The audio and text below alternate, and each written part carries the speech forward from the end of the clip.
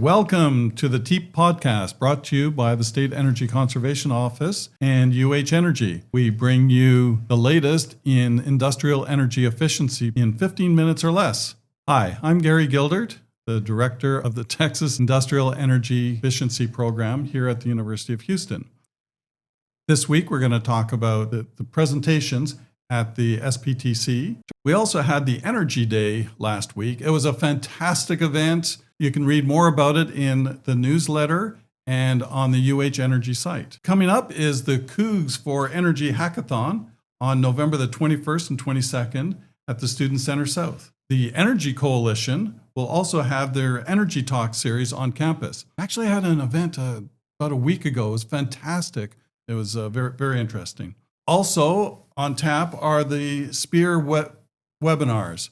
The SPEER webinars, there's a link for that in the newsletter. Next up is our intern, Hisham. He's going to talk to us about some of the presentations he saw at the Southwest Process Technology Conference that took place last month. Thank you, Gary. List a few of them here that were very, very interesting. We had the one from Dr. Brian Rasmussen from Texas A&M University. He talked about a low-cost intelligent diagnostic for industrial equipment. He talked about how you can leverage what he called the industrial Internet of Things. And he emphasized how in the past we've had major industrial revolutions, major changes to the industry. And today's world, we have a cyber physical system revolution where we are going to be implementing the cyber world with the physical world to improve and make things more efficient.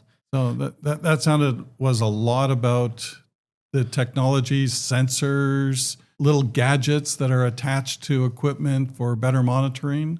Yes, whenever we started, one of the biggest things in the Industrial Revolution was the steam engine, right? But of course, since then, we've made a lot of improvements. And in today's world, these improvements mean that you have to make things more efficient and on the smallest scale, make sure that you're not wasting any energy or any water that you may put into a system.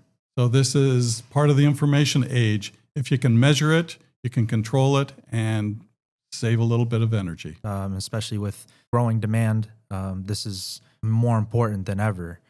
The next talk we had was by Bill Hicks, who is a principal sustainability process engineer from ExxonMobil. He discussed the ExxonMobil's energy fleet program, which helps to improve the biggest energy recycle part of any process, which is the crude preheat train. As you heat up things, you have to preheat it. You don't want to just go from 0 to 300 Kelvin in one quick swift flow. But once that product is heated, you want to have it recycled through heat exchangers, as the heat exchanger is one of the major parts of the energy efficiency to not waste any heat and to not waste the energy that you've inputted into your system. This energy fleet program will optimize your energy usage, which could mean improving the duty on each heat exchanger, whatever way is necessary. That talk ties in really nicely to the one we had at the Energy Forum a couple of months back, where they talked about their fleet monitoring. But in that case, their fleet was their fired heaters. So now they're talking about their crude preheated systems and what else? And then also the steam systems as well. Right, yes. Because steam systems are also very useful for helping to get that heat transfer. And, the preheat train consists of the multiple heat exchangers. That's, again, a lot more heat transfer that can be improved by a lot. And Exxon has their program that they advertise to be able to do so for many more crude plants. It's a great program that they have because they can compare one site to another and essentially bring best practice to all their facilities. Good on them. And then we have our next talk from a couple of Black and VH engineers. It was from Andrew Shaw and Prachi Selekar. They are both chemical engineers, and they, discussed how we can improve industrial wastewater treatment to make it more efficient. As we know, water demand is pretty high, and it only grows. And especially with our use of fresh water, it becomes more and more important to more efficiently have clean, available water on a consistent basis, not only for municipal use, but also for industrial use. So they talked about the different simulation tools they had, where they were able to make the parts of wastewater more efficient, such as aeration, distillation, and pumping, and reducing any kind of energy waste that comes along with having to clean out the water. It's funny, those of us who were never that involved in water treatment back when we were chemical engineers didn't think about using simulations for water treatment. That must be simple. No, this is the complexity that they get into is tremendous now, and it's nice to see that they have these tools. And that complexity comes especially because water has to be as pure as possible for us to consume. That quality you cannot neglect in any way. So people do underestimate how many things are in water and are so easily soluble that is not easy to just simply grab out of the water. Yeah, you dealt with some of that on your last internship, did you not? Yes, absolutely. At Hartree Refinery, I dealt with the wastewater plant, and I saw firsthand just how much the water pulls out from the crude oil. All that nasty stuff, you can't just dump it back in the water. You kill the fish. Don't kill the fish. Yeah, we please. do not want to do that. It also, that water ends up getting recycled back into municipal areas. So that's why we have to do our best to filter that out.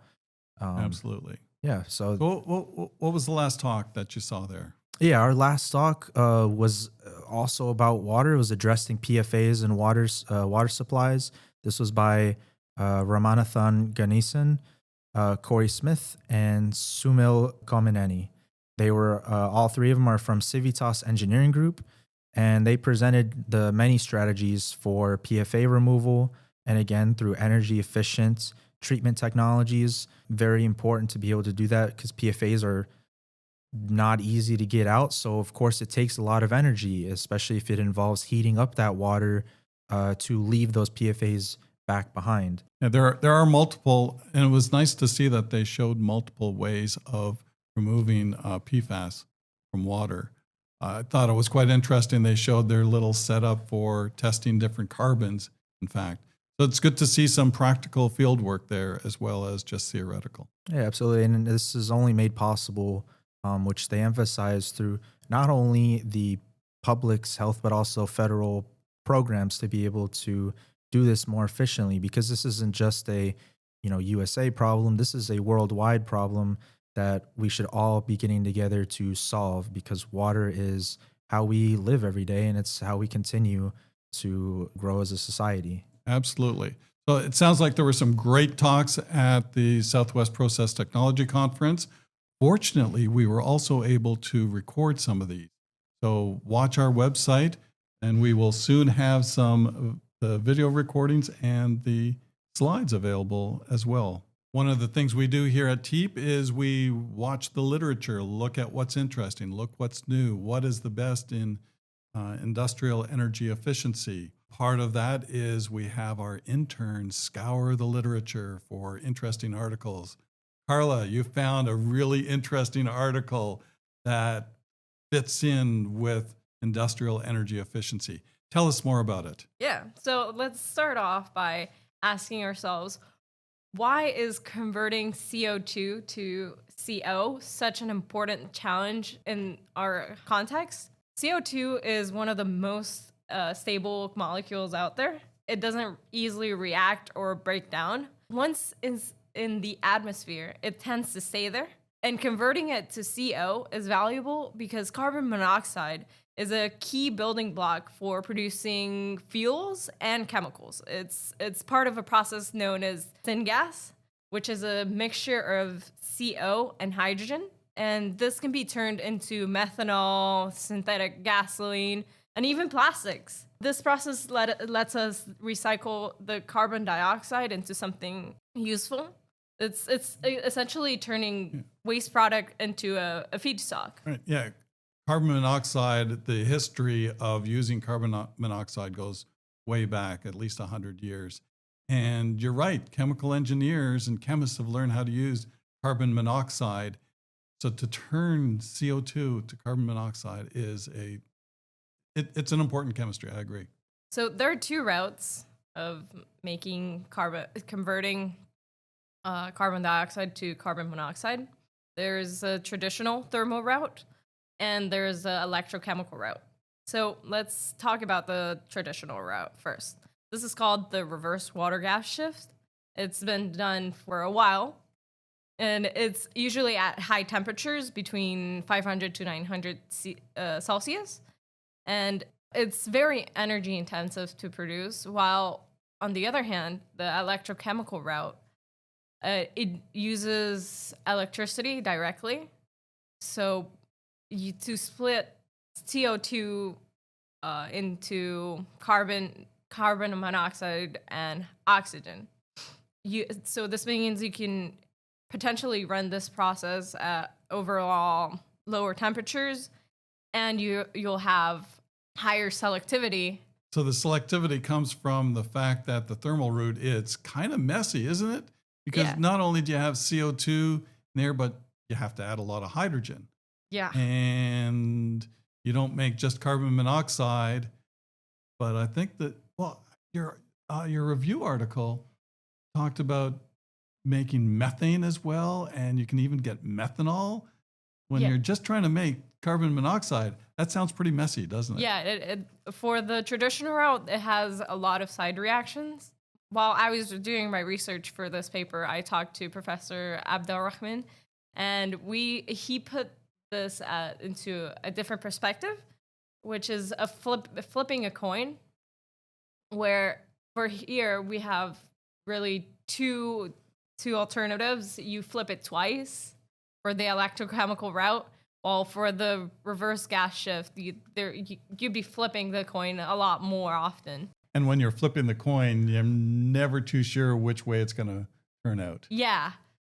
So it's a lot of probability, and based on the Nature paper, it reports 90% efficiency and 100% selectivity. I ask you, in your opinion, how realistic are those numbers in the industrial setting? That selectivity number just might be right, because it is such a simple chemistry that they're doing. They're just stripping oxygen off of the CO2 molecule. Now, selectivity wise, that's probably right. But I think we both agree their efficiency might not be right, because in order to push the reaction forward, you really need a bit of voltage over potential. And that's where you lose it a little bit. As you pointed out, though, on this chemistry, because it takes place at high temperature, that heat that's generated, at least it's high temperature heat, and that's useful. So I talked in detail about this on our article, and we also talked about the stability of the catalyst, that they did 2,000 hours of operation, which is a key benchmark. This is interesting. Let me comment on this two ways. One, that 2,000-hour test, that's a good start. It is a really good start, because you can disqualify a catalyst through a test like that, because some of the samples that they showed did not even last that long, where industrially 10,000 hours or more is the expectation. The second part of that is interesting, of why is a stable catalyst better? Well, if you're going to have the catalyst online for the same amount of time, a more stable catalyst will maintain its selectivity and its efficiency for a longer period of time. And it'll maintain that higher efficiency on average better if it's a more stable catalyst. Really comes down to that at the end. Yeah. Excellent. So thank you very much for finding this article for us and doing a thoughtful review of it as well. So that's it for this episode of the TEEP podcast. We'll be back in 2 weeks and talk about industrial energy efficiency for 15 minutes or less.